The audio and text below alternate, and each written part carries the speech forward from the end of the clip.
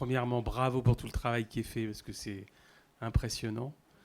Et puis, ma deuxième pensée, c'est de me dire, mais est-ce que...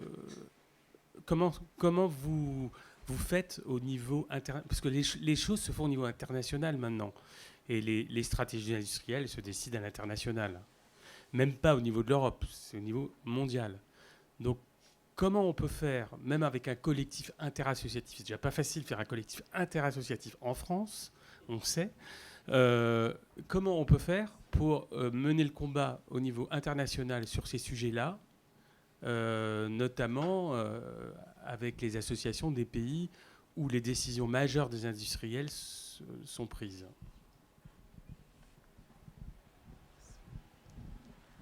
Bon, alors j'ai pas de réponse, hein, évidemment.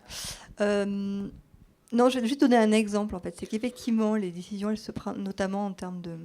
pour l'industrie, elles se prennent aux États-Unis ou à l'étranger de manière générale. Néanmoins, on a quand même la chance d'avoir un arsenal réglementaire et juridique national ou européen qui peut aider à faire contrepoids.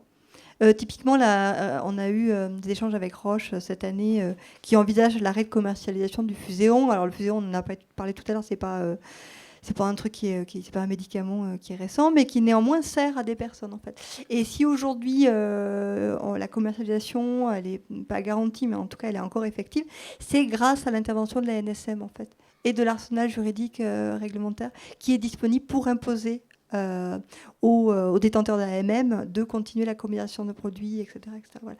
Donc oui, clairement il y a des enjeux qu'on ne maîtrise pas à l'international. Néanmoins, ça ne veut pas dire qu'il ne faut pas insister et avoir un plaidoyer national et européen fort sur les politiques du médicament. Sur la partie européenne, peut-être que Inès aura plus de...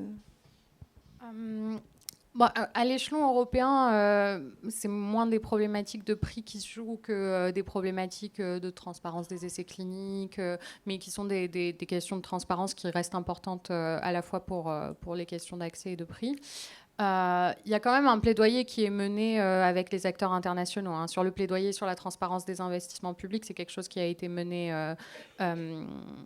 avec les partenaires européens et d'autres, puisque c'est issu d'une résolution qui a été adoptée à l'Assemblée mondiale de la santé en 2019.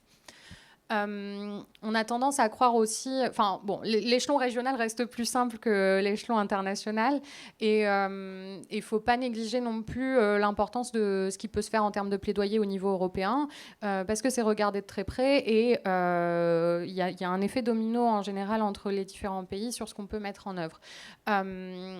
Même si c'est des savoir-faire et des techniques qu'on a importés des pays du Sud, hein, sur ces questions de propriété intellectuelle notamment, ça se jouait... c'est des savoir-faire qu'on a pris aux militants du VIH dans les pays du Sud. En fait, l'arène de la prise de décision, elle se joue aussi au nord, et c'est là que notre place, elle doit être pour mettre en avant ces questions-là. Bon, ça demande une vigilance qui est systématique et qui se joue à beaucoup d'échelons différents, mais on essaye de prendre soin du partenariat avec les activistes d'autres pays et la diffusion de l'information. Il y a une alliance européenne pour une R&D éthique et des médicaments accessibles, notamment, dont aide des membres et qui travaille beaucoup sur ces questions. C'est pas totalement en rapport avec ce qu'on discute, mais c'est quand même un problème de médicaments. Et je voudrais saisir cette tribune pour parler d'une problématique que nous avons avec le Newfield.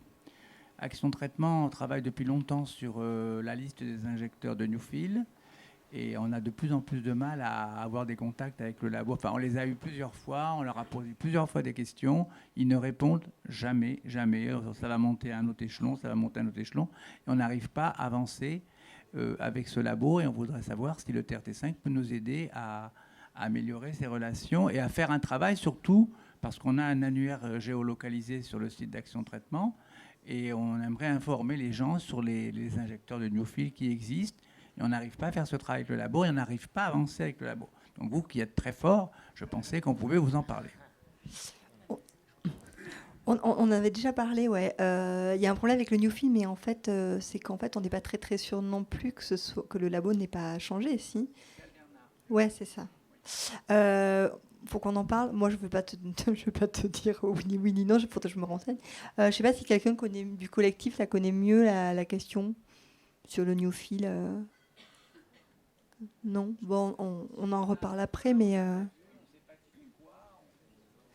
Ouais, puis il y a n'importe qui peut pas être injecteur, c'est ça, donc il faut être formé par le labo, etc. Ouais. Ok, on en rediscute.